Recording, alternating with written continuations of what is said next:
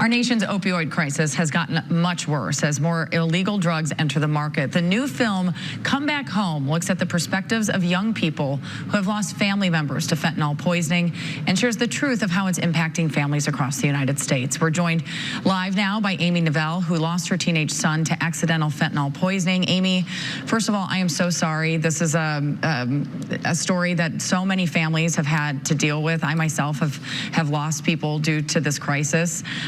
This is deeply personal to you. Your son, Alexander, just 14 years old when he passed away.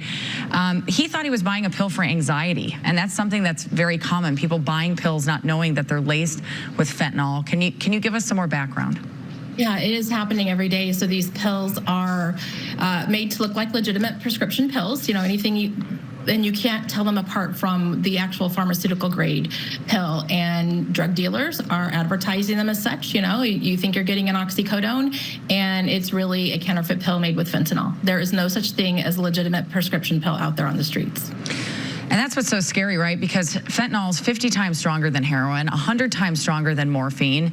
The drug can't be seen, tasted, or smelled, so you can't really check for it yourself. What can people do to stay safe? You know, the first thing is we need to have these conversations and be open-minded to the fact that these things can happen in our homes. These things can happen in our neighborhoods. The old drug war that we're used to, those rules don't apply anymore. This is a whole new phase, and it's impacting everybody. One of the best things that we can do to help ourselves out is, again, have those conversations, but also arm ourselves with naloxone. There's several different brands out there on the market.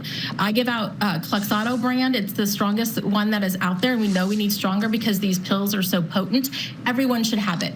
It should be as regular as having Band-Aids in your first aid kit, and we should arm our teens with it. Teens need it. They're asking me for it all the time. It might not be their friends. It might not be them, but it's their circles in which they're hanging out in. I've had kids ask me for it for their parents' drug use, so we need to arm everybody with it.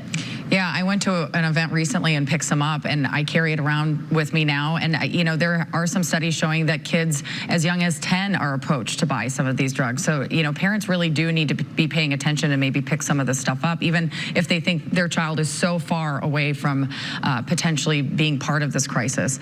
I do want to talk about the film. It focuses on families across the country.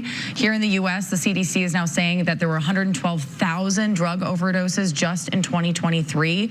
Most of them due to fentanyl.